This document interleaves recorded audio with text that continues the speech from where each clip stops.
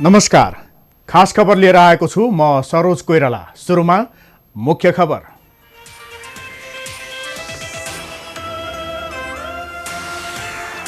नेपालमा एकैपटक 90 जनामा कोरोना संक्रमण पुष्टि। संक्रमितको संख्या 772, प्रदेश 5 र 2 मा बढी संक्रमित। स्याङ्जा र अर्घाखाँचीमा पहिलो संक्रमण। पश्चिम रुकुममा भएको अमानवीय घटनाको सदनदेखि सडकसम्म विरोध। सरकारले बनायो छानबिन समिति, दोषीलाई कारबाही गर्ने प्रतिबद्धता। चालू वर्षको आर्थिक वृद्धि दर 2.3% मा झर्ने सरकारको प्रक्षेपण। गरिबी र बेरोजगारीमा चाप पर्ने, प्रति व्यक्ति आय $46 बढ्यो। कोरोना संक्रमण रोकथाममा कपिलवस्तु अस्पतालको चरम लापरवाही। रिपोर्ट नआउँदै घर पठाइएका व्यक्तिमा संक्रमण पुष्टि, गाउँले त्रसित। र नेपालसँगको व्यापारमा पनि भारतको हैकम। नेपालबाट प्रति वर्ष ₹9.5 खर्ब भारततिर। नेपाली सामानमा भने भारतका अनेक अडचन।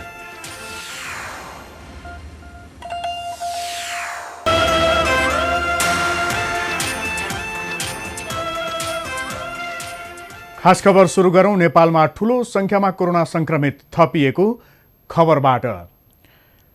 नेपालमा थप 90 जनामा कोरोना संक्रमण पुष्टि भएको छ। संक्रमण सुरु भएपछि एकैपटक यति धेरै संक्रमित पहिचान भएको यो पहिलो हो। यो सँगै नेपालमा कोरोना संक्रमितको संख्या 772 पुगेको स्वास्थ्य मन्त्रालयले जनाएको छ।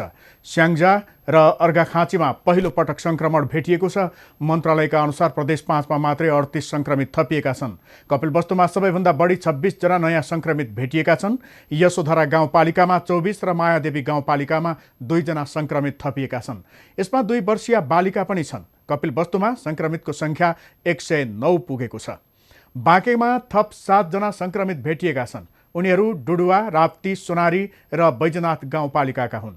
यो सँगै बाँकेमा संक्रमितको संख्या 151 पुगेको छ। गुल्मी र अर्घाखाँचीमा 2 तथा रूपन्देहीमा 1 संक्रमित थपिएको स्वास्थ्य मन्त्रालयले जनाएको छ।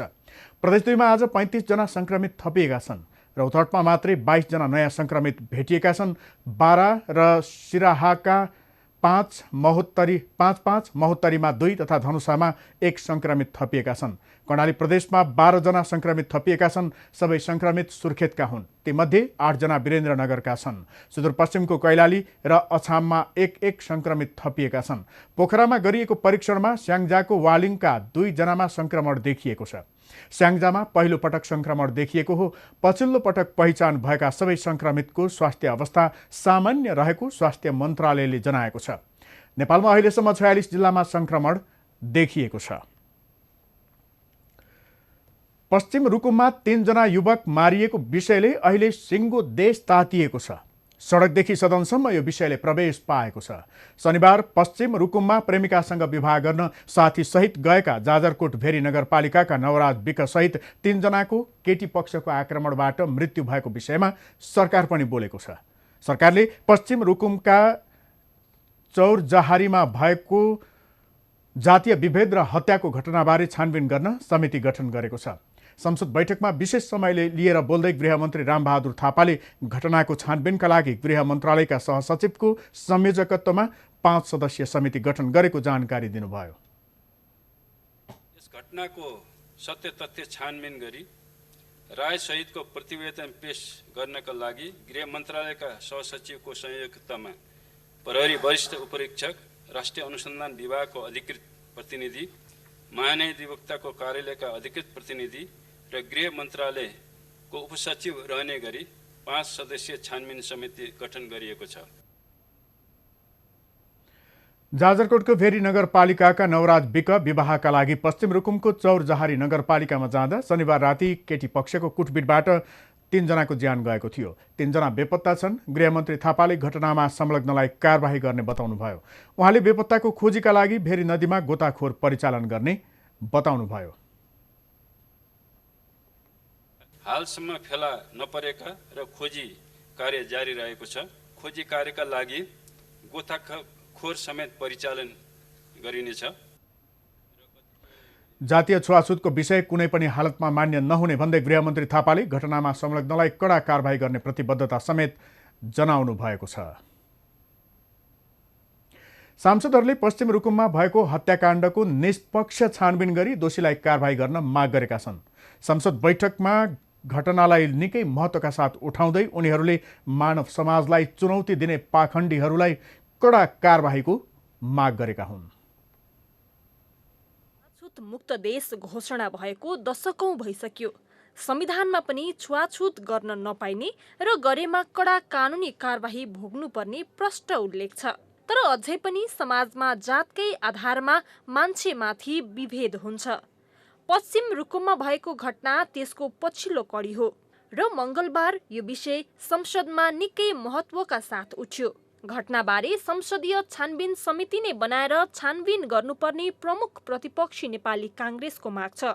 उसका अनुसार यो जातीय नरसंहार हो र काङ्ग्रेसलाई यो घटनामा राजनीतिक संरक्षण हुने हो कि भन्ने डर छ। यो संसदले यो ऐतिहासिक रूपमा घटेको कहाली लाग्दो घटनालाई यो एउटा जातीय रूपले नरसंहार गर्ने, जसलाई जेनोसाइड भन्छ अन्तर्राष्ट्रिय महासन्धिमा, यो घटनालाई छानबिन गरेर सत्य तथ्य पत्ता लगाएर सरकारलाई र संसदलाई प्रतिवेदन दिनका लागि एउटा संसदीय छानबिन समिति गठन होस् र तत्काल अहिले जसलाई अभियोग लागेको छ शङ्कास्पद व्यक्तिहरूलाई पक्राउ गरेर कारबाही गरियोस् र पक्राउ गरेका मानिसहरूलाई राजनीतिक ओहदा र पद र पहुँचका आधारमा छोड्ने र यो मुद्दालाई व्यवस्था गर्ने काम नगरियोस्। त्यो 18 जना मान्छेलाई लखेट्ने, 3 जना मान्छे बेपत्ता हुने, 3 जना मान्छेको हत्या हुने, 5 जना मान्छे घाइते हुनका निम्ति कति बल प्रयोग भएको छ त्यो वडाको, चौधारी वडाको हामी सहजै आकलन गर्न सक्दछौँ। त्यसैले सम्मान्य सभामुख महोदय, शक्तिशाली संसदीय छानबिन समिति, त्यो पनि दुईटै जिल्लाका जनप्रतिनिधिको, सङ्घीय जनप्रतिनिधिको सहभागितामा गठन। यो घटना समाजको कुरूप चित्र हो जुन जहाँ जहिले र जसरी पनि देखिन सक्छ। त्यसैले प्रतिपक्षी सांसदले मात्र होइन, सत्ता पक्षकै सांसदले पनि घटनाको गम्भीर छानबिन गरी दोषीमाथि कडाभन्दा कडा कारबाहीको माग गरे। अन्तर्जातीय प्रेमकै कारणले जाजरकोटको नवराज विक जस्ता कति दलित मारुनु पर्छ। अब यो जतिको मानव सभ्यतामाथिको अमानवीय र बर्बरता के हुन सक्छ? हामीले कस्तो व्यवस्था ल्यायौँ? हामीले रगत बगाउनुको मूल्य के थियो? सभामुख महोदय, होइन भने अब यो सरकारले यस्ता घटना ठुलो हेरेर बसिराख्ने कि समाधान गर्न सरकारले चाहिँ आफ्नो कदम चाल्ने? हामी 60 लाख दलित समुदाय न्यायका भोका छौँ। सरकारको तर्फबाट निष्पक्ष र स्वतन्त्र प्रकृतिको उच्च स्तरीय न्यायिक समिति बनाइयोस् र जनताबाट अनुमोदित संसदबाट समेत उच्च स्तरीय संसदीय छानबिन समिति गठन गरियोस्। केही सांसदलाई, त्यो पनि सत्तारूढ दलकै सांसदलाई यो घटनामा शक्ति प्रयोग हुने चिन्ता छ। त्यसैले मानव समाजको कलङ्कका रूपमा आएको यो घटनालाई निकै गम्भीरतापूर्वक लिएर छानबिन गर्न उनीहरूको माग छ। कुनै पनि जुनसुकै स्रोत, साधन या पावर प्रयोग गरेर अपराध ढाकछोप गर्ने काम नगरियोस्। दलित समुदायमाथिको यो अत्याचार, निर्ममतापूर्वकको अत्याचार, मानव हत्यालाई कुनै पनि हालतमा छुट नदियोस्। पश्चिम रुकुममा जे भयो त्यसको स्रोत सिंहदरबार हो भन्ने सांसद पनि छन्। उनीहरूका अनुसार छुवाछुतको बिउ सिंहदरबार भित्रै छ। त्यसैले पहिला त्यसको अन्त्य हुनुपर्छ।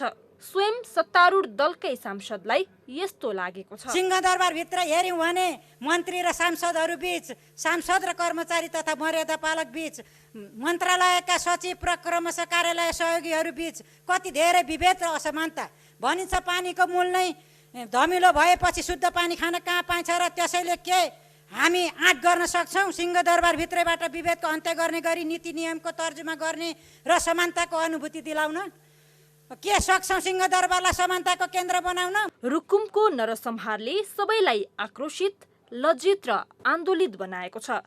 यो आक्रोशले अब जात व्यवस्थाको विकार नष्ट गर्नै पर्छ। त्यसका लागि सरकारले निष्पक्ष छानबिन गरी दोषीलाई कडा कारबाही गर्नुपर्छ।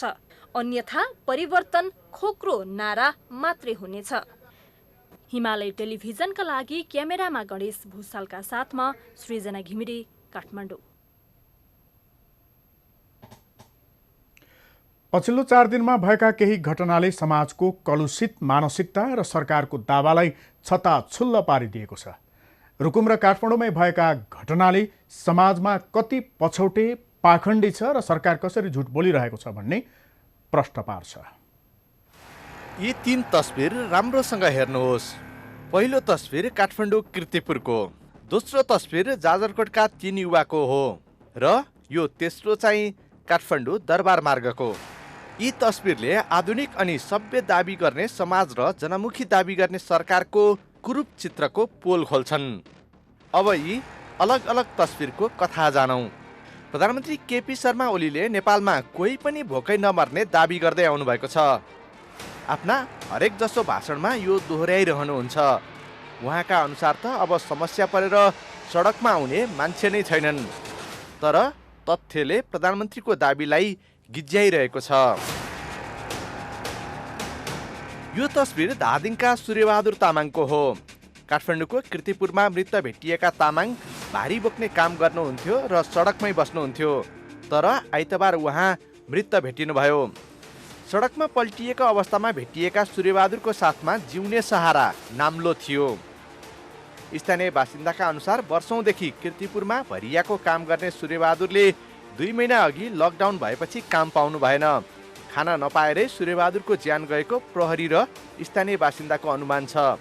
सूर्यबहादुरको यो मृत्युले शासकको दाबी र यथार्थ फरक छ भन्ने प्रष्ट हुन्छ। अब दोस्रो तस्बिरको कुरा गरौँ। प्रधानमन्त्री ओलीले समानता र समृद्धिको भाषणसहित अब कसैले रगत बगाउनु नपर्ने भन्दै कविता लेखिरहनु भएको छ। उहाँका अनुसार अब नेपाल अघि बढ्यो तर घटनाले नेपाल अघि बढ्दैछ कि पछि परिरहेको छ भन्ने यो तस्बिरले त्यही प्रश्न उठाएको छ। तस्बिरमा देखिएका यी 3 युवक अब यो संसारमा छैनन्। जाजरकोटको भेरी नगरपालिकाका यी 3 युवा पश्चिम रुकुमको चौरजहारीमा मारिए। उनीहरू जातीय विभेदको शिकार भए। उनीहरू मरेर गए तर सभ्य दाबी गर्ने समाजले कलङ्क बोक्यो।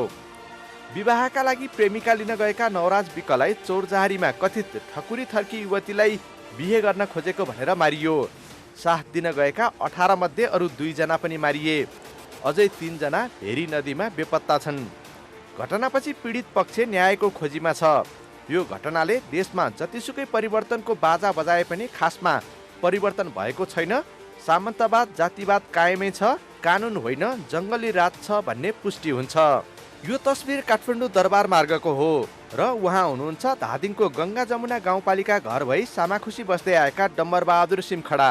सिमखडा श्रीमतीलाई डायलासिस गर्न ठेलामा राखेर वीर अस्पताल लैजाँदै हुनुहुन्छ। लकडाउनका कारण गाडी चलेका छैनन्। ट्याक्सीमा लैजान उहाँसँग पैसा भएन, त्यसैले ठेला नै उहाँको सहारा बन्यो। यो तस्बिरले पनि उपचार नपाएर कोही मर्दैन भन्ने सरकारको दाबीलाई गिज्याइरहेको छ। यी घटना प्रतिनिधि मात्रै हुन्। यस्ता नदेखिएका र नलेखिएका थुप्रै घटना छन्। तर विडम्बना यति बेला देशमा आफूलाई खाँटी कम्युनिस्ट दाबी गर्ने, जातीय र वर्गीय विभेदको विरोध गर्छौं, सर्वहाराको पक्षमा छौं भन्नेकै सरकार छ। त्यसैले अहिले जो ढले जो गले, खासमा उनीहरू ढलेका र गलेका होइनन्। उनीहरूको सपना पूरा गर्छौं भनेर ढाँट्नेहरू ढलेका छन् सत्तामै बसेर। Bureau report, Himalaya television. Rukum पश्चिममा सांसद जनार्दन शर्माले चौरजहारीमा 3 जनाको ज्यान जाने गरी भएको घटनाबारे संसदमा बोलिरहँदा प्रतिपक्षी नेपाली कङ्ग्रेसका सांसदहरूले हो हल्ला गरेका छन्। सभामुख अग्निप्रसाद सापकोटाले समय दिएपछि बोल्न थालेका शर्माले घटनामा राजनीतिकरण गर्न नहुने भनेपछि कङ्ग्रेस सांसदहरूले हो हल्ला गरेका थिए। घटनाहरूको बारेमा, छुवाछुतसँग सम्बन्धित घटनाहरूको बारेमा सभामुख महोदय राजनीतिकरण हुन सक्दैन। सत्य तथ्य छानबिन हुनेछ र म के कुरा राख्न चाहन्छु भने सभामुख महोदय माननीय सदस्यहरू मेरो कुरा टुङ्ग्याउन पाऊ। सभामुख महोदय सुन्नु न, कुरा सुन्नु न, मेरो कुरा टुङ्ग्याउन पाऊ। मेरो कुरा टुङ्ग्याउन पाऊ। सभामुख महोदय, मैले जिल्लाको जनप्रतिनिधिको हैसियतले त्यहाँको घटनाको विवरणबारे मैले राख्न पाउनुपर्छ। सभामुख महोदय, म जिल्लाको प्रतिनिधिको हैसियतले त्यहाँका दलितहरूमाथि भएको अन्यायको कुरा मैले पनि बोल्न पाउनुपर्छ। मैले बोल्न नपाउने कुरा, मान्य सदस्यहरू मैले बोल्न नपाउने कुरा हुँदैन। सभामुख महोदय, मैले पनि बोल्न पाउनुपर्छ। बैठकको सुरुमा नै बोलेका कङ्ग्रेस सांसद मीनबहादुर विश्वकर्माले घटनालाई तोडमोड गरेर राजनीतिकरण गर्न खोजिएको आरोप लगाउनु भएको थियो। त्यसकै प्रत्युत्तरमा शर्माले घटनामा राजनीतिकरण गर्न खोजिएको भनेर आफूहरूप्रति सङ्केत गरेको भन्दै कङ्ग्रेस सांसदहरूले हो हल्ला गरेका थिए। सांसद शर्माले आफू रुकुम पश्चिमको जनप्रतिनिधि भएकाले बोल्न पाउनुपर्ने माग गर्नुभयो। सभामुख सापकोटाले कङ्ग्रेस सांसदहरूलाई पटक पटक सम्हालिन अनुरोध गर्नुभयो। कङ्ग्रेस सांसदहरूको हल्ला बीच नै शर्माले आफ्नो भनाई टुङ्ग्याउनु भएको थियो। रुकुम पश्चिम चौरजहारी नगरपालिका 8 मा भएको घटनामा नवराज विकसहित 3 जनाको मृत्यु भएको छ। 3 जना बेपत्ता छन्। पश्चिम रुकुमको चौरजहारीमा दलित युवाको हत्या भएको विरोधमा देशका विभिन्न ठाउँमा प्रदर्शन भएको छ। प्रदर्शनकारीले घटनाको छानबिन गरी दोषीमाथि कडा कारबाही गर्न माग गरेका छन्। दलित अधिकारकर्मी र विभिन्न क्षेत्रका व्यक्तिले काठमाडौँको माइती घरमा प्रदर्शन गरेका छन्।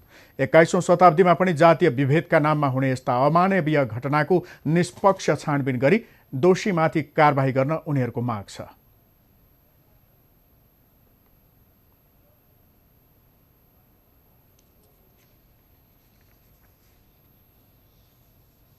सरकारले कुनै एउटा उच्चस्तरीय छानबिन समिति बनाउँदैछ भन्ने हामीले सुनेका छौँ र यसमा दलित समुदायको प्रतिनिधित्व हुने गरी एउटा निष्पक्ष उच्चस्तरीय अधिकार सम्पन्न एउटा छानबिन समितिको निर्माण होस् र त्यो समितिले चाहिँ यसको निष्पक्ष छानबिन गरोस् र पीडितहरूलाई चाहिँ न्याय दियोस्, ती दलितहरूलाई शहीद घोषणा गरोस्, तिनको परिवारलाई क्षतिपूर्ति होस् र खास गरी चाहिँ पीडकहरूलाई चाहिँ कानुन बमोजिम कडाभन्दा कडा कारबाही होस् भन्ने हाम्रो माग छ। संविधानले विभिन्न जातीयलाई सुरक्षा त दिएको छ, कोटा सिस्टम त दिएको छ, तर कोटा सिस्टमले मात्रै हुँदैन।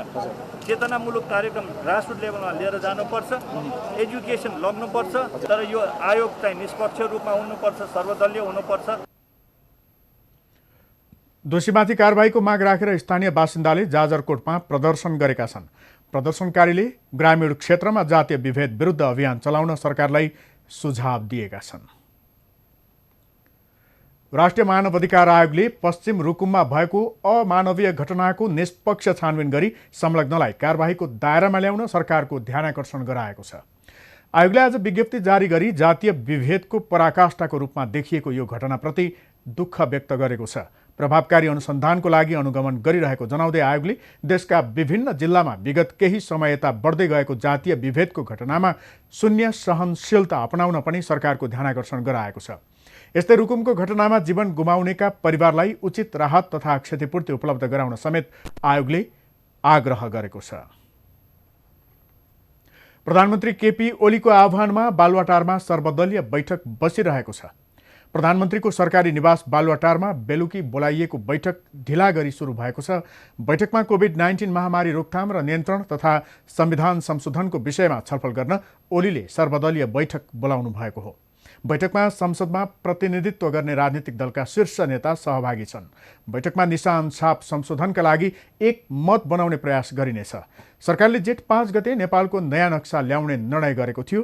भूमि व्यवस्था, सहकारी तथा गरिबी निवारण मन्त्रालयले लिम्पियाधुरा सहित गुन्जी, नाभी, कुटी लगायत केही भूभाग समेटिएको नेपालको नक्सा जेठ 7 गते सार्वजनिक गरिसकेको छ। त्यसअनुरूप निशान छापभित्र रहेको नेपालको नक्सा सीमा अनुरूप मिलाउने तयारी स्वरूप सरकारले संविधान संशोधनको प्रस्ताव जेठ 9 गते संसदमा दर्ता गरेको छ। संविधान संशोधन प्रस्ताव संविधानको अनुसूची 3 मा रहेको निशान छापभित्रको नक्सा परिवर्तनका निम्ति मात्र संसदमा दर्ता भएको छ। यो सँगै कोरोना महामारी विरुद्ध लड्न थप रणनीति बनाउने विषयमा छलफल हुनेछ। खास खबर बाँकी नै छ, हामी तपाईसँगै छौँ। अहिले भने मुख्य खबर फेरि एकपटक। नेपालमा एकैपटक 90 जनामा कोरोना संक्रमण पुष्टि। संक्रमितको संख्या 772। प्रदेश 5 र 2 मा बढी संक्रमित। स्याङ्जा र अर्घाखाँचीमा पहिलो संक्रमण।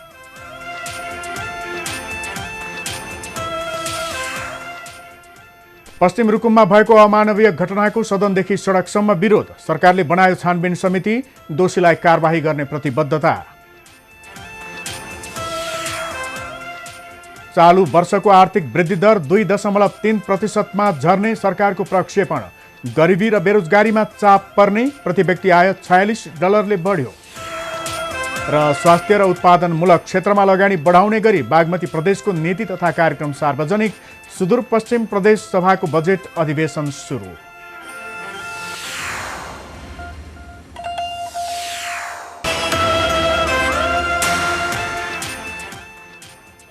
नेपाल र भारत रीतिरिवाज, चालचलन, धर्म र संस्कृति मिल्ने छिमेकी मात्र होइनन्, व्यापारिक साझेदार पनि हुन्। तर भारतसँग नेपालको व्यापार भने समान छैन। सिमानामा थिचोमिचो गरिरहने भारतले व्यापारमा पनि हामीलाई जुकाले जसरी चुस्ने गरेको छ, उसले हामीलाई सामान दिने गरेको छ, तर बदलामा हामीसँगबाट अर्बौं रुपैयाँ लैजान्छ। तर हामीले उसको देशमा पठाउने सामानमा भने बेला बेला किचलो गरेर रोक्दै आएको छ। नेपालले लिपियाधुरा समेतको जमिन समावेश गरेर नयाँ नक्सा सार्वजनिक गरेपछि धेरै भारतीयले भन्दै आएका छन् भारतले दिएन भने नेपाली भोक्कै पर्छन्।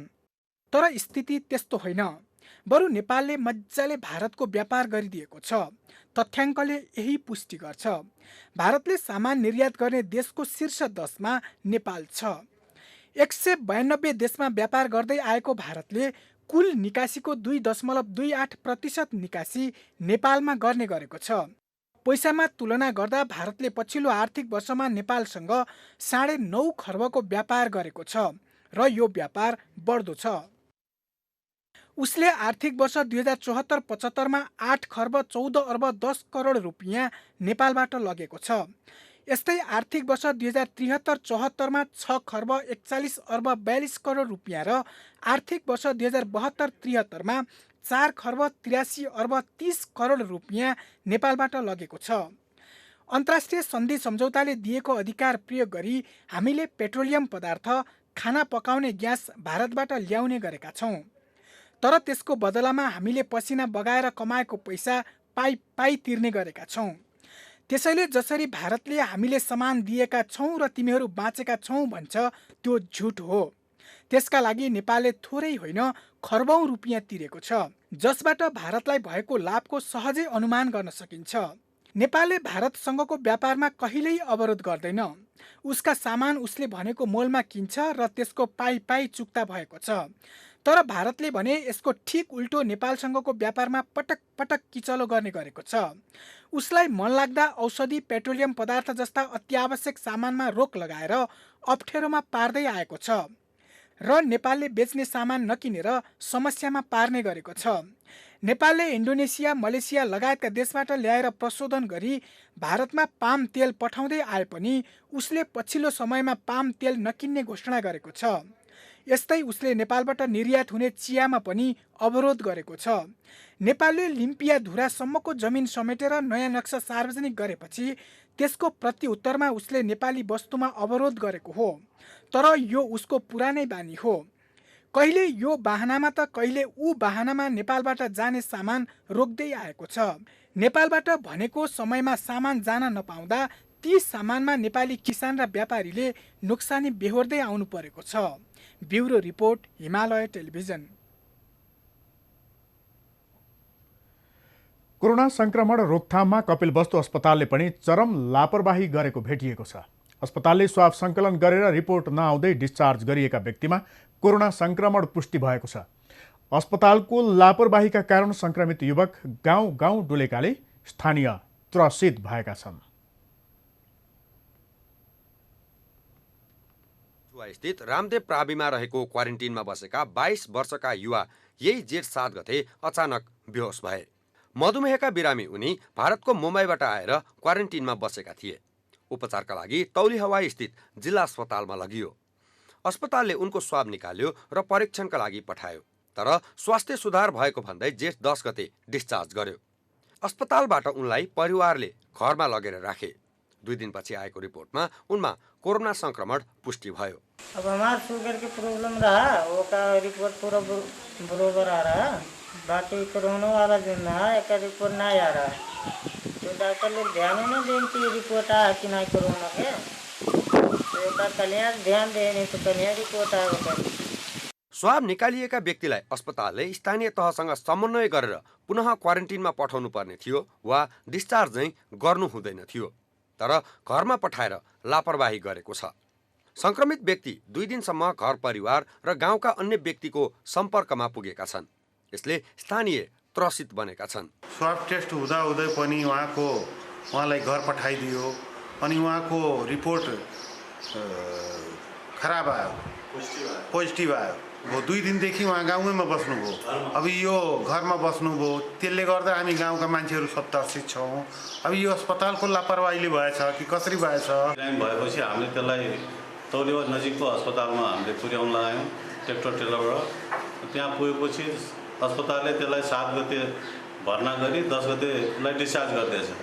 डिस्चार्ज गरेपछि त्यो घरको मान्छेले अब मेरो छोरा निको भन्ने हिसाबले त्यो आएर घर बस्यो र हिजो एक्कासी साँझ के थाहा पायो भने त्यसको त स्वाब परीक्षण पनि भएको रहेछ र त्यो पोजिटिभ आयो भनेपछि हामी त एकदम त्रसित भयौँ। अस्पतालले भने उनलाई क्वारेन्टिनमा जाने गरी अस्पतालबाट डिस्चार्ज गरिएको प्रष्टीकरण दिएको छ। आरडिटीमा रिपोर्ट नेगेटिभ आएको र पछि अस्पतालकै एक स्वास्थ्यकर्मीमा संक्रमण देखिएकाले पीसीआरका लागि स्वाब सङ्कलन गरिएको मेडिकल सुपरिन्टेन्डेन्ट डाक्टर किशोर बन्जाडेको भनाइ छ। उसको मिलाइसकेपछि आरडिटी नेगेटिभ भयो भने अरू हाम्रो अस्पताल पुरानो सङ्क्रमित भएको कारणले गर्दाखेरि कन्ट्याक्ट ट्रेसिङ गर्दाखेरि सबैजना आउने परेकोले ऊ पनि केहीमा मौजुद भएको कारणले गर्दाखेरि उसको पनि स्वाब सबैलाई गरेपछि एकजनालाई किन नगर्ने त उसको पनि गरेर पठाइदिएपछि सबै सिद्धिन्छ भनेर उसको पनि गरेर पठाइएको र बिरामी सबै स्टेबल भएर भात खाने सबै कुराहरू भइसकेपछि बिरामी एकदम राम्रो भएपछि उसलाई चाहिँ ब्याक टु क्वारेन्टाइनमा जानको लागि निर्देशन गरी उसलाई चाहिँ हामीले यस अस्पतालबाट डिस्चार्ज गरी पठाइयो। अस्पतालले क्वारेन्टिनमा जाने गरी डिस्चार्ज गरेको बताए पनि स्थानीय तहसँग समन्वय भने गरेन। परिवारले पनि क्वारेन्टिनमा नलगी घरमै लिएर गए। फलस्वरूप अहिले गाउँमा त्रासको वातावरण बनेको छ। यो घटनालाई छानबिनको दायरामा ल्याई लापरवाही गर्नेलाई कारबाही गर्नुपर्ने स्थानीयको माग छ। हिमालय टेलिभिजनका लागि कपिल वस्तुबाट खगप्रसाद चापागाईको रिपोर्ट। सबै कोरोना संक्रमित डिस्चार्ज भएपछि बेरगञ्ज स्थित नारायणी अस्पतालमा पूर्ववत सेवा सञ्चालनको तयारी भइरहेको छ। नारायणी अस्पताललाई वैशाख 2 गतेदेखि कोरोना अस्पतालमा परिणत गरिएको थियो। गत 3 दिनमै नारायणी अस्पतालबाट 70 जना संक्रमित डिस्चार्ज भएका छन्। अस्पतालबाट पूर्ववत रूपमा अन्य सबै सेवा सञ्चालन गर्न अहिले निर्मलीकरण गर्ने काम भइरहेको छ। मापदण्ड पूरा भएपछि अस्पतालबाट सबै सेवा सञ्चालन हुने मेडिकल सुपरिन्टेन्डेन्ट मदन उपाध्यायले जानकारी दिनुभयो। यसमा केही कुराहरू चाहिँ प्रश्न के हुनुपर्छ भने हामीले जेनरललाई कोभिडमा परिवर्तन गर्यो र कोभिड पछि जेनरल हस्पिटलमा परिणत हुने सायद यो नेपालमा पहिलो अस्पताल होला अहिलेको लागि। कुनै पनि अरू अस्पतालले यस्तो प्र्याक्टिस गरेको छैन। त्यसले गर्दा यसमा हामीले चाहिँ त्यत्तिकै हचुवाको भरमा सुरु गर्ने एक दिनमा उदिनमा भन्नुभन्दा तथ्यगत कुराबाट अगाडि जानुपर्छ।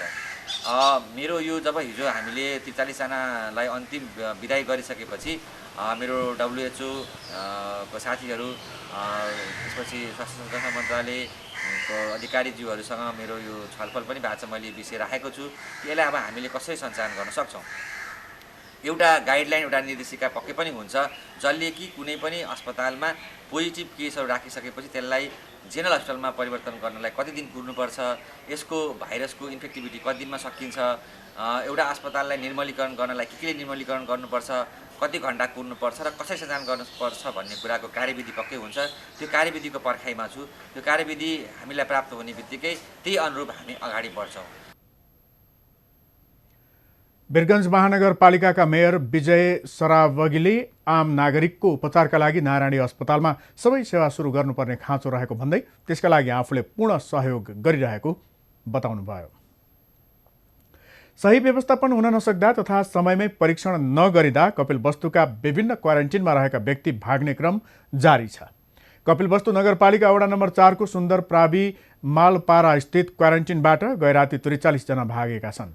भाग्नेमा 36 पुरुष, 4 महिला र 3 बालबालिका छन्। भागेकाहरू वडाकै मालपारा, बिरपुर, कोदाहावा, गोपालपुर लगायतका स्थानका हुन्। न्यूनतम आधारभूत सुविधा समेत नभएकाले आफूहरू बाध्य भएर भागेको उनीहरूले बताएका छन्। घरबाटै खाना ल्याउनु परेको, गर्मीमा पंखा नभएको, समयमै परीक्षण हुन नसकेको जस्ता गुनासो उनीहरूको छ। 42 जना क्वारेन्टाइनमा जुन मान्छे बसेका छन् तिनीहरूको बिचमा एउटा बाल्टी र एउटा मग छ। यो बाल्टी यति फुटेछ यसमा पानी रुक्दैन छ। अनि कसरी सोशल डिस्टेंस रखने हामी त बाहर बस्नै पर्छ। गर्मी यति छ, यसमा पंखा पनि छैन। हमन के कौन सब अपने हिसाब से का सोच के कहीं वो का हमें तो नहीं पता है, लेकिन हमरन के यह है कि हमरन के यहाँ सुविधा नहीं रहा तो भी हमरे यहाँ रहन कि हमरन के चेक कर दिए तो हमरे जाए घरे। यहाँ का सुविधा दिए हैं? यहाँ हमन का कुछ सुविधा नहीं। जिल्लाबाट खटिएको सशस्त्र प्रहरी बलको टोलीले गाउँमा खटिएर उनीहरूलाई पुनः क्वारेन्टिनमै फर्काएको छ। प्रदेश र संघीय सरकारले ध्यान नदिएपछि परीक्षणका लागि आफूहरूले छुट्टै किट किनेको तर क्वारेन्टिन व्यवस्थापनमा खर्च गर्न अनुमति नदिँदा समस्या परेको कपिलवस्तु नगरपालिकाका नगर प्रमुख किरण सिंहले गुनासो गर्नुभयो। यसको मुख्य कारण के हो भन्दाखेरि एक त सही समयमा चेक हुन नसक्ने, चेकको बारेमा हामी सुरुमा पटक पटक केन्द्र सरकार प्रदेश सरकारसँग म स्वयं आफै गएर अनुरोध गर्दा पनि हामीलाई किट उपलब्ध गराइएन र खर्चको बारेमा पनि मैले कुरा गरेँ, मन्त्रीजीसँग कुरा गरेँ, हाम्रो के नाम यो सुदर्शन बरालजीसँग, विष्णुजीसँग, केन्द्रमा पनि अनुरोध गरेँ, सचिवजीहरूसँग अनुरोध गरेँ कि कमसेकम तपाईँहरूले एउटा प्रपत्र जारी गर्नुहोस् कि कोभिड-19 को बारेमा तपाईँहरू जुनसुकै मतबाट निर्णय गराएर खर्च गर्नुहोस् भनेर त्यो सजिलो पारिदिनुहोस् भन्दा त्यो पनि प्रदेश सरकार केन्द्र सरकारले एकदमै निराश भएर चाहिँ हामीले कुनै पनि सहयोग गरेन। कपिलवस्तुका 10 स्थानीय तहमा रहेका क्वारेन्टिनमा 6,392 जना छन्। कपिलवस्तु नगरपालिकाका क्वारेन्टिनमा कुल 616 जना छन्। यसअघि यशोधरा गाउँपालिकाका विभिन्न क्वारेन्टिनबाट पनि भागेका घटना सार्वजनिक भएको थियो। सुदूरपश्चिम प्रदेश सभाको 6औं अधिवेशन आज सुरु भएको छ। कोरोना भाइरसको महामारीका बीच सामाजिक दूरी कायम गरी अधिवेशन सुरु भएको हो। अधिवेशनको पहिलो बैठकमै सांसदले प्रदेश सरकारको आलोचना गरेका छन्। सत्तारूढ नेकपाका प्रमुख सचेतक तारा लामा तामाङले प्रदेश सरकारको प्रगति निकै कमजोर रहेको टिप्पणी गर्नुभयो। तामाङले भारतबाट आएका हजारौं मजदुरको व्यवस्थापनमा जोड दिएर बजेट ल्याउनु पर्ने बताउनुभयो। प्रमुख प्रतिपक्षी दलका नेता रणबहादुर रावलले प्रतिपक्ष दलले साथ दिए पनि प्रदेश सरकारले कोरोना रोकथाममा केही काम गर्न नसकेको आरोप लगाउनुभयो। जनता समाजवादी पार्टीकी सांसद मालामती राणाले पनि प्रदेश सरकारले कोरोना नियन्त्रणमा प्रभावकारी कदम नचालेको बताउनुभयो।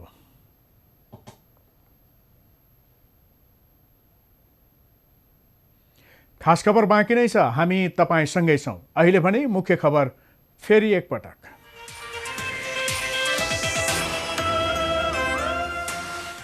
नेपालमा एकैपटक 90 जनामा कोरोना संक्रमण पुष्टि। संक्रमितको संख्या 772, प्रदेश 5 र 2 मा बढी संक्रमित। स्याङ्जा र अर्घाखाँचीमा पहिलो संक्रमण।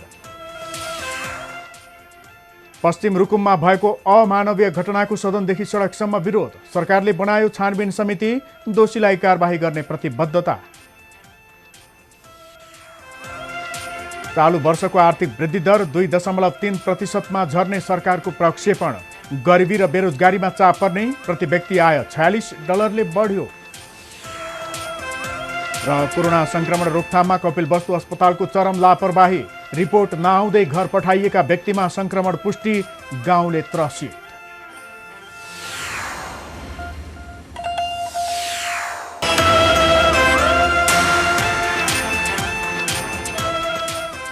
अब बाँकी खबर।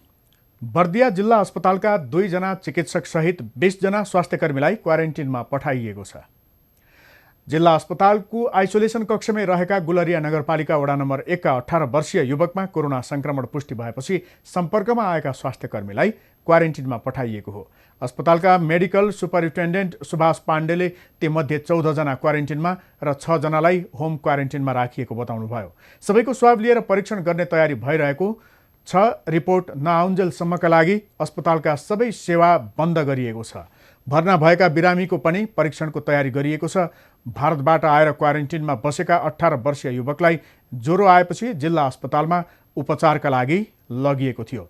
हिजो उनमा संक्रमण पुष्टि भएको थियो।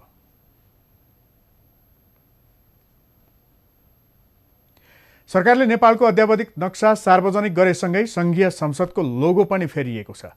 प्रतिनिधि सभा र राष्ट्रिय सभा दुवैमा सरकारले जारी गरेको लिम्पियाधुरा, कालापानी र लिपुलेक समेटिएको नेपालको अद्यावधिक नक्सा सहितको लोगो राखिएको संसद सचिवालयले जनाएको छ।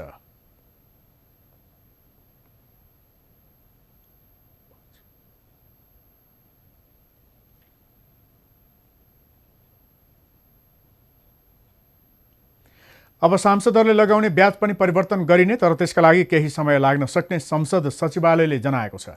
सरकारले नीति तथा कार्यक्रम मार्फत नै अतिक्रमित भूमि समेटेर नयाँ नक्सा सार्वजनिक गरे अनुरूप जेठ 5 गतेको मन्त्री परिषद बैठकले नयाँ नक्सा स्वीकृत गरेको थियो र जेठ 7 गते भूमि व्यवस्था मन्त्रालयले औपचारिक रूपमा नयाँ नक्सा सार्वजनिक गरेको थियो।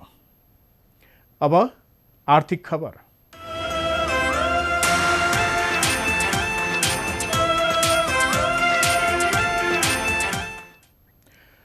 कोरोना संकटका कारण देशको आर्थिक वृद्धि दर घट्ने देखिएको छ। विश्व अर्थतन्त्र ऋणात्मक हुने अनुमान गरिरहँदा नेपालमा भने चालु आर्थिक वर्षको वृद्धि दर घटेर 2.3% सीमित हुने अनुमान गरिएको छ। सरकारले चालु आर्थिक वर्ष 8.5% को आर्थिक वृद्धि दरको लक्ष्य लिएको थियो, त्यो घटेर 2.27% को मात्र वृद्धि हुने सरकारको नयाँ अनुमान छ। कोरोना कहर बढ्दै गएपछि देशको आर्थिक वृद्धि दर घट्ने अनुमान गरिँदै आएको छ। विश्व बैंकले नेपालको आर्थिक वृद्धि दर 1.5% देखि 2.8% बीच रहने प्रक्षेपण यसअघि नै गरिसकेको छ। उसले लकडाउन लम्बिँदै गएमा आर्थिक वृद्धि दर अझै घट्ने चेतावनी दिएको छ। सरकारले संसदमा पेश गरेको चालु आर्थिक वर्षको आर्थिक सर्वेक्षणले पनि अब देशको आर्थिक वृद्धि 2.3% मा सीमित रहने उल्लेख छ। आर्थिक वर्ष 2076-77 को फागुनसम्मको समग्र आर्थिक क्रियाकलापमा तीव्रता आए पनि कोभिड-19 महामारीको कारण विश्व अर्थतन्त्र नै प्रभावित हुन गई। त्यसको असर नेपालको अर्थतन्त्रमा पनि पर्न गएकोले चालु आर्थिक वर्षको आर्थिक वृद्धि दर 2.3% हुने प्रारम्भिक अनुमान रहेको छ।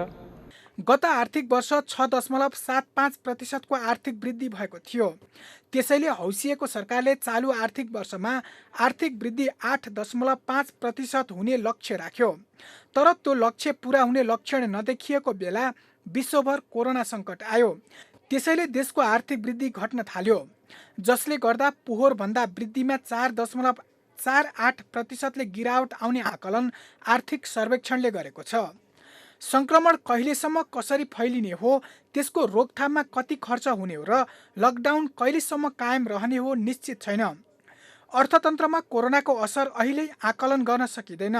कोरोना कहर अझै बढ्दै गएमा आर्थिक वृद्धि सरकारले अनुमान गरे भन्दा पनि अझै तल झरेर ऋणात्मक हुने सम्भावना पनि छ।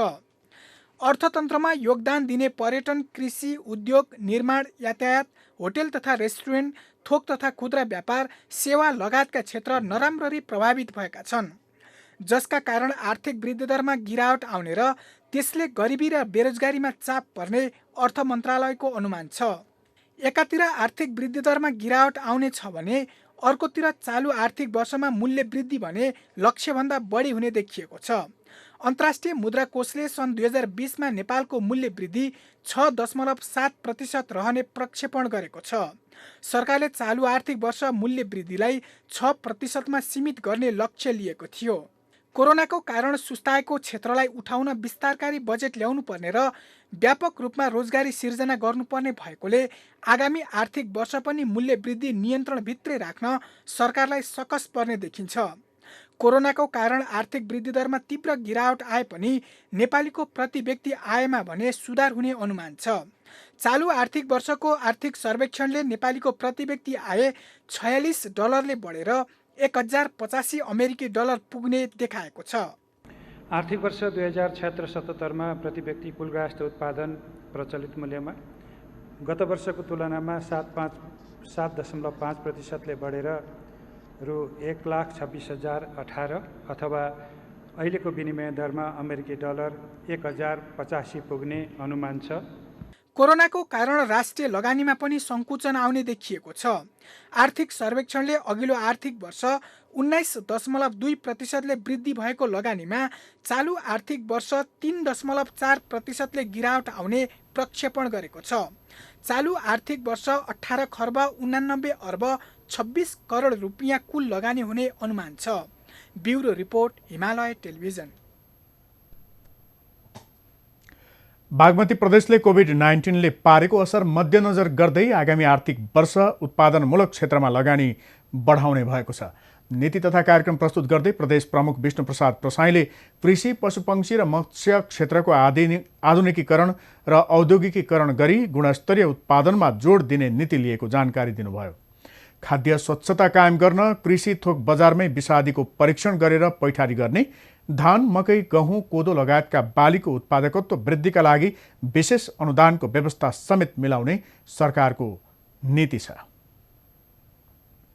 कृषिजन्य उत्पादनमा लागेको किसान र व्यवसायीको पहिचानका लागि कृषक तथा कृषि व्यवसायी परिचय पत्रको सुरुवात गरिनेछ। सोको अभिलेख सूचना प्रविधिमा प्रविष्टि गरी सार्वजनिकरण गरिनेछ। कृषि कार्यमा बिउ बिजनको अभाव हुन नदिन बिउ बिजन ब्याङ्कको स्थापना गरिनेछ। कृषि पशुपन्छी तथा मत्स्य क्षेत्रको व्यवसायीकरण, आधुनिकीकरण, यान्त्रिकीकरण र औद्योगिकीकरण गरी गुणस्तरीय उत्पादनमा जोड दिइनेछ। बाँझो जमिनको प्रयोग उत्पादनमा सहयोग भन्ने सोचलाई आत्मसात गर्दै बाँझिँदै गएको खेती योग्य जमिनलाई कृषि उत्पादनका लागि उपयोगमा ल्याउन स्थानीय तहसँगको सहकार्यमा विशेष प्याकेज सहितको प्रोत्साहन कार्यक्रम सञ्चालन गरिनेछ। उत्पादनशील क्षेत्रमा लगानी वृद्धि गर्दै ब्याङ्कहरूबाट न्यून ब्याजदरमा ऋण उपलब्ध गराइने जानकारी दिनुभयो। प्रदेशभित्र निःशुल्क आधारभूत स्वास्थ्य सेवालाई प्रभावकारी बनाउन हरेक स्वास्थ्य संस्थामा जनशक्ति, उपकरण र औषधिको उपलब्धता सुनिश्चित गरिने उहाँले बताउनुभयो। खास खबर बाँकी नै छ, हामी तपाईसँगै छौँ। अहिले भने मुख्य खबर फेरि एकपटक।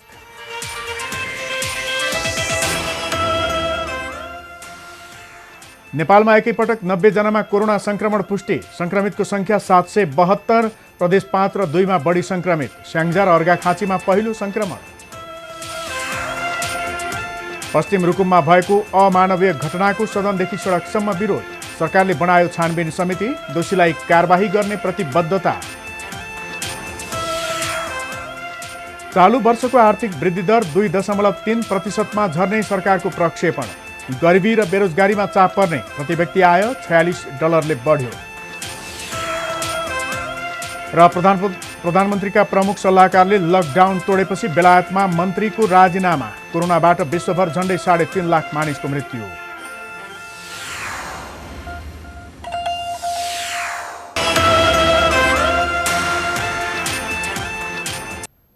अब विदेशका खबर।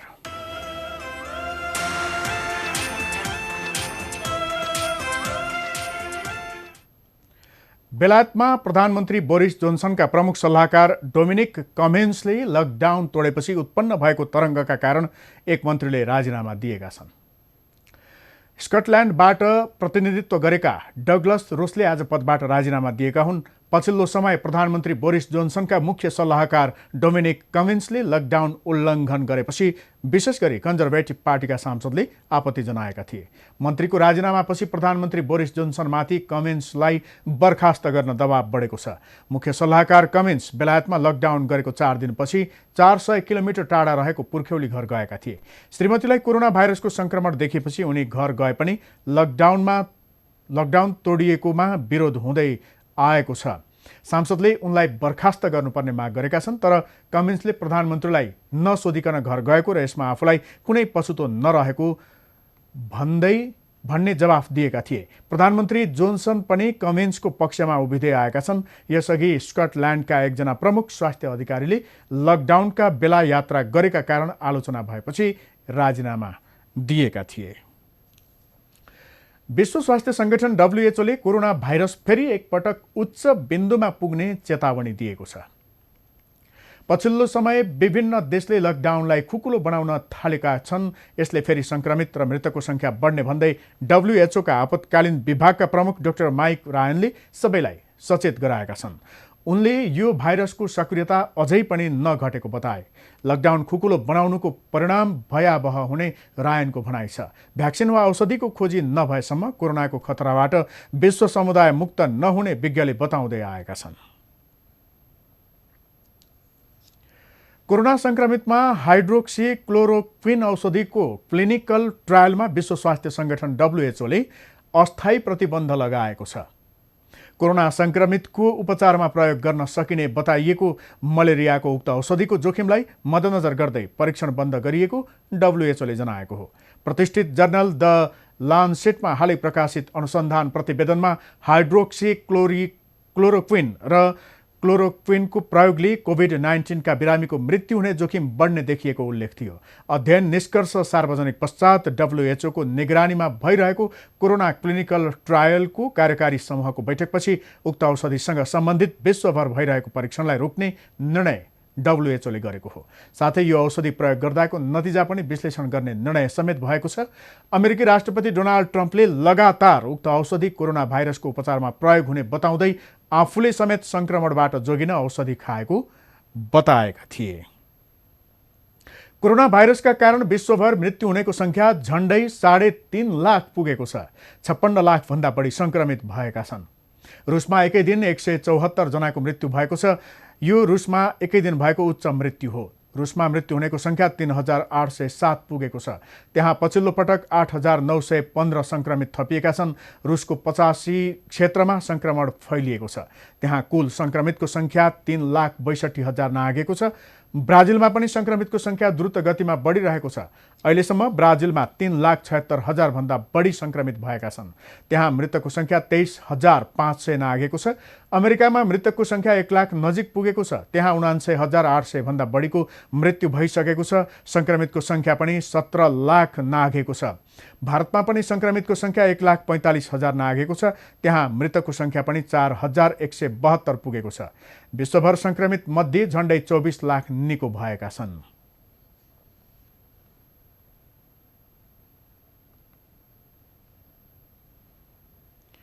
अब खेलकुदका खबर।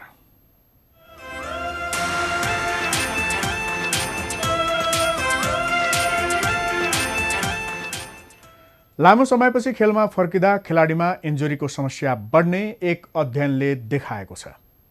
कोरोना भाइरसको संक्रमण कम हुँदै गएपछि युरोपका फुटबल लिग सञ्चालनको तयारी भइरहँदा अध्ययनले यस्तो देखाएको हो। इङ्ल्यान्डको प्रोजेक्ट रिस्टार्ट अन्तर्गत भएको एक अध्ययनमा खेलाडीको इन्जुरीको सम्भावना 25% बढ्ने उल्लेख छ। इन्जुरी बढ्नुको मुख्य कारण लगातारको म्याच हो। आयोजकहरू लामो समयसम्म स्थगित भएको लिग सकाएर अर्को सिजनको तयारी गर्नुपर्ने दबावमा हुनेछन्। त्यसैले खेलाडीले 7 हप्तामा 10 देखि 15 वटा सम्म म्याच खेल्नुपर्नेछ। यो क्रममा खेलाडीलाई बढी दबाव हुने बताइएको छ। यस्तै लामो समय नखेलेका खेलाडी फेरि मैदानमा फर्किँदा घाइते हुने सम्भावना बढी हुनेछ।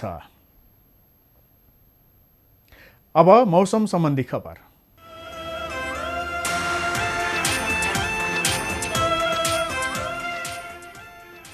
आज राति र भोलि देशको पूर्वी तथा मध्य पहाडी भेगमा सामान्य बदली रहनेछ। पूर्वी र मध्य भागका थोरै ठाउँका साथै पश्चिमी पहाडी भेगका 1-2 ठाउँमा मेघगर्जन, चट्याङ, हावाहुरी सहित वर्षाको सम्भावना रहेको जल तथा मौसम पूर्वानुमान महाशाखाले जनाएको छ। भोलि बिहान 5:10 उदाएको सूर्य साँझ 6:52 अस्ताउनेछ। अब देशका विभिन्न ठाउँको मौसम सम्बन्धी जानकारी।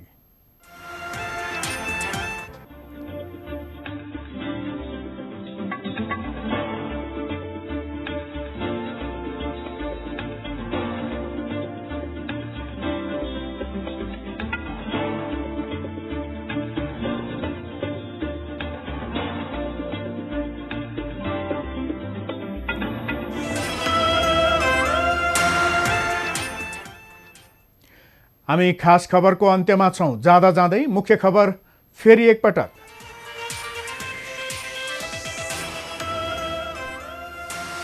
नेपालमा एकैपटक 90 जनामा कोरोना संक्रमण पुष्टि। संक्रमितको संख्या 772। प्रदेश 5 र 2 मा बढी संक्रमित। स्याङ्जा र अर्घाखाँचीमा पहिलो संक्रमण। पश्चिम रुकुममा भएको अमानवीय घटनाको सदनदेखि सडकसम्म विरोध। सरकारले बनायो छानबिन समिति। दोषीलाई कारबाही गर्ने प्रतिबद्धता। चालू वर्षको आर्थिक वृद्धि दर 2.3% झर्ने सरकारको प्रक्षेपण। गरिबी र बेरोजगारीमा चाप पर्ने। प्रति व्यक्ति आय $46 बढ्यो। कोरोना संक्रमण रोकथाममा कपिलवस्तु अस्पतालको चरम लापरवाही। रिपोर्ट नआउँदै घर पठाइएका व्यक्तिमा संक्रमण पुष्टि। गाउँले त्रसित। र नेपालसँगको व्यापारमा पनि भारतको हैकम। नेपालबाट प्रति वर्ष 9.5 खर्ब रुपैयाँ भारततिर। नेपाली सामानमा भने भारतका अनेक अडचन।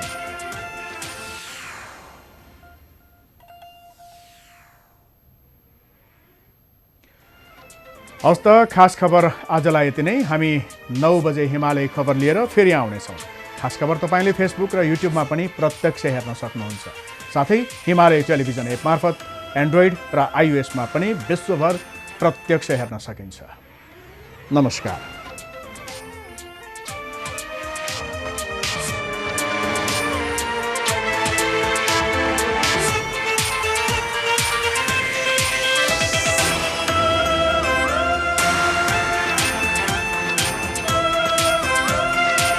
Brought to you by मेरो देश मेरो जगदम्बा सिमेन्ट। प्रस्तुत छ रिद्धि सिद्धि सिमेन्ट, गुणस्तरको नयाँ स्तर।